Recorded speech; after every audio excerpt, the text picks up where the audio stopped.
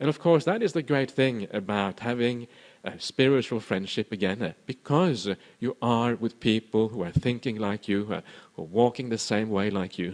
You don't always have to explain yourself, explain why you're not drinking. After a while, you get fed up having to tell people that you don't want to drink and why you don't do it. And there are, of course, all kind of strategies that you can use. The strategies like, doctor's order, I can't drink, because the Buddha was often considered like a doctor in the Suttas. But still feels a little bit wrong even to say that, because it's almost like you're being slightly deceptive by saying that. It's not really 100% honest. The other person doesn't really understand what you mean. So sometimes it's just so wonderful to be in the company of people who are going in the same way that you are going, pulling you along.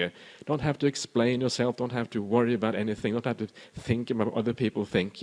And it makes life sometimes so much easier. And the remarkable thing about this Buddhist society here in Perth, if you have a look at the membership list, there is actually just about half the membership, which is about 500 people, keep all the 5 precepts. They are full members of the Buddhist society here.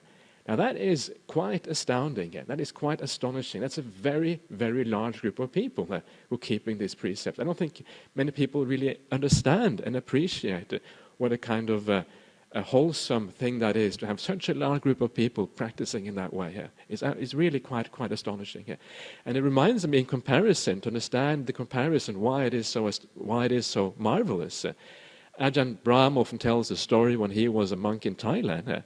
And there's one story he tells, which is when Ajahn Chah, on the Uposatha night, on the full moon night or whatever, and all the lay people in the local village would come to the monastery.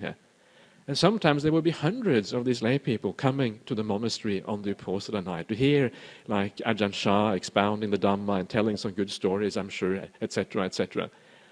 And on one of these nights, Ajahn Chah asked the lay people, well, how many of you actually keep the 5 precepts? And it was a sea of people, I don't know, probably much more than they see today, probably many hundreds. And there was about 3 or 4 people raised their hands keeping the 5 precepts.